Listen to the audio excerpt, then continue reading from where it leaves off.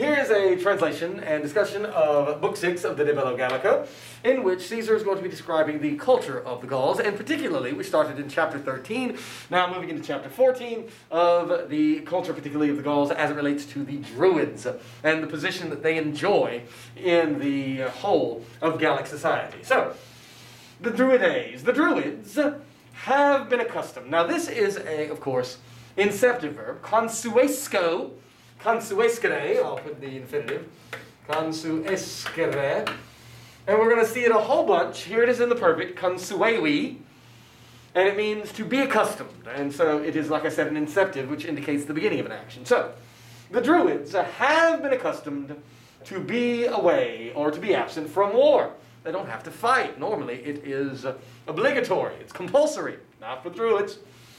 And the tributa, tax burdens, they do not weigh, but really what it is that they, the Druids, are the subject of pendant, they do not weigh the tax burdens. Now what does that mean? It is an idiom that it means to pay. And they do not pay tax burdens together with the rest.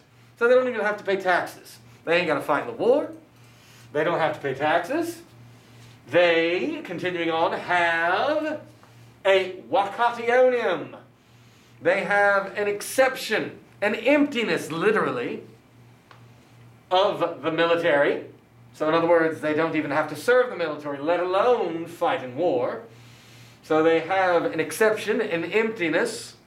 We get the word, obviously, vacation. They have a withdrawal of military service. And they have immunity of all things. Kind of like if you are a diplomat, you have diplomatic immunity. You can't get a you can't get a speeding ticket. And so they are not even bound by the law. And so it says, many people, having been excited, having been riled up by such rewards. So you're thinking to yourself, now, if I were an ancient Gaul, I think I'd want to be a Druid. And you are not alone in your thought. Many people, having been riled up by such rewards, both by their own will, they come into the learning, into the discipline, they start the process of becoming a Druid. So both do they come into the discipline, both by their own will, and they are sent, mero mittere misi misus, by their parents, a parentibus, and propinquis, and by their relatives. And so there, meaning once they go to Druid University, it's like seminary for those of the Christian faith, there they are said, dico, dicere, dixi dictus, to learn a discere, a magnum numerum, a large number of verses.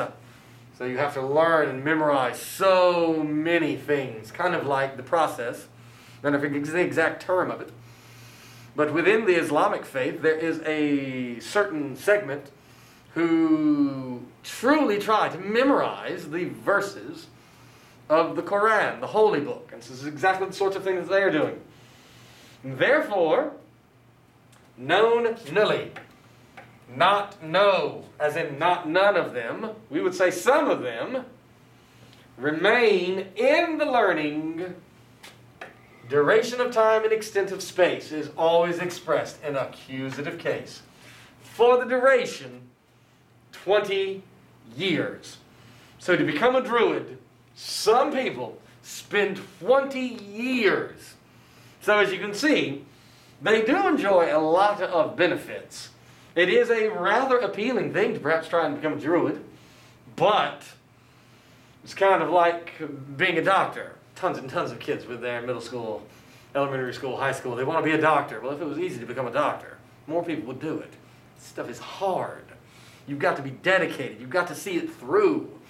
And it's no different than what we have here, especially with what they have to memorize. So we continue on. So it says, they think, existimo, existimare, that It is not, and again I'm translating that is because we are in indirect statement.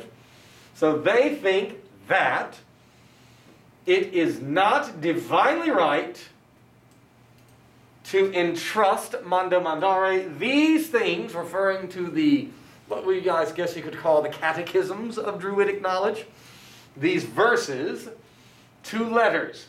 So they don't write any of it down. So none of the religion is written down. It is all memorized and has to be passed on to the next person to memorize.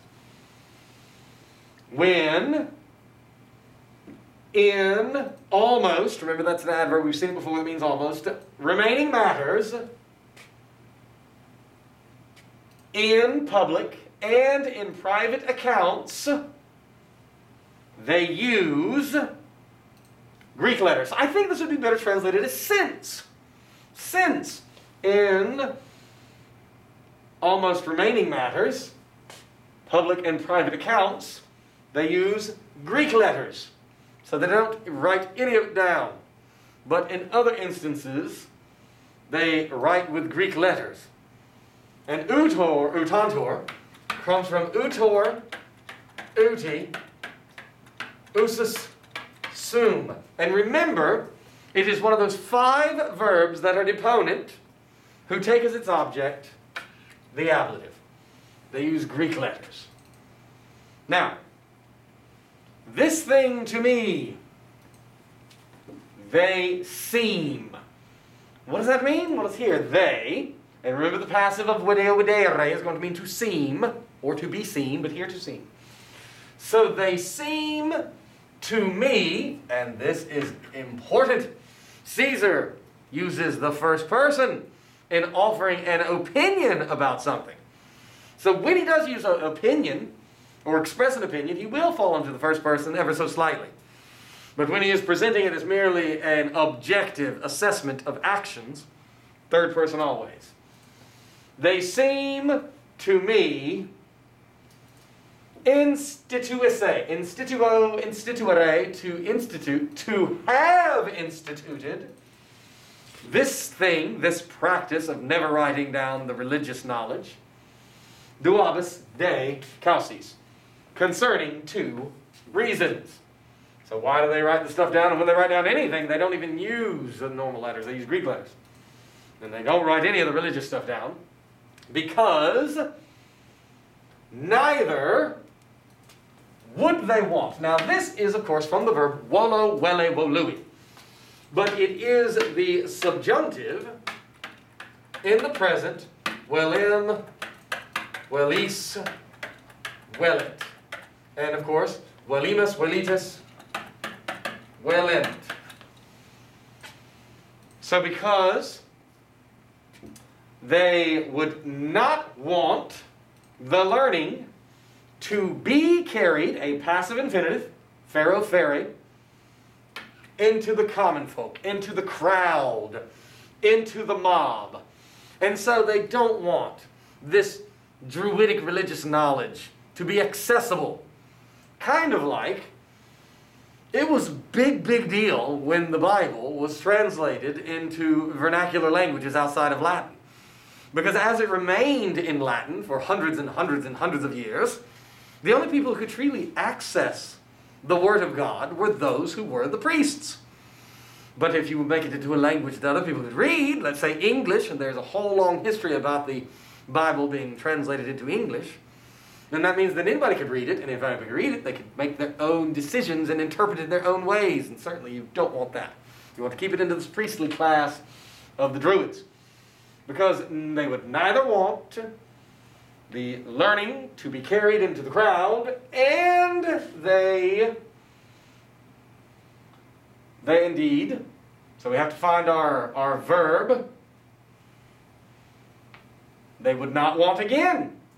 And they would not want those people who do the learning, the students, they would not want those people having trusted, a semi-deponent verb, confido, confidere, confisa sum, having trusted the written letters to be enthusiastic for memory less. And so the two reasons they don't want to write anything down is reason number one, they don't want the common folk to be able to obviously tell what's going on with the religion. They can make their own decisions, so we don't want that. And then secondly, that if you just write it down, the people aren't going to memorize it. It's kind of like of how, comparative to my childhood and the childhood of my parents and grandparents and so forth and so on, our mental math skills are not as good because we've always had calculators. When I was a kid, a small child, calculators were not a ubiquitous thing. Likewise, that we know less facts about the world around us and the like because we can always just look it up and Google. But it used to be you had to be the Google yourself. And so, they don't want them to simply say, I don't need to memorize all of that. What do I need to memorize? It's already written down. They want to keep it to where it is an exclusive knowledge. So, again, they would not want the learning to be brought into the crowd, nor would they want those people who do the learning to be enthusiastic for memory less, having entrusted, having relied upon, having trusted or learned the letters. Now, a thing which, quote, and what the quote is referring to is this act of people not being absolutely dedicated to memorizing what they need to. A thing which generally, almost, generally happens. That with the guard of the letters, in other words, the fallback of, what was that verse about the sacrificing of this, that, or the other? Oh, I don't remember. No big deal. Let's just go look it up. You can't if it's not written down.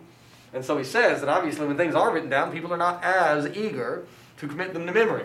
So a thing which, this act of obviously relying on the letters, almost generally happens that with the guard of the letters, they send back their diligence and their memory in learning. What that means, they send back their diligence. They don't work as hard. They don't try as hard. They don't make it a priority to memorize what they need to memorize. Now, in primis, first of all, in primis, in the firsts, so in other words, the most important aspect of their religion, they want to persuade this neuter accusative thing. Remember, it means to make the accusative thing favorable. So they try to convince people, the common folk, the ones who don't have the special Druidic knowledge. And this is their number one tenet of their belief. Kind of like in Christianity. What is the number one belief? Christ is a Savior. And here they're indicating what their number one belief is. So, first of all, they want to persuade this thing that, we jump into indirect statement. Here it is with an accusative subject, and there's your infinitive verb. Now, inter ire is ire to go with a prefix.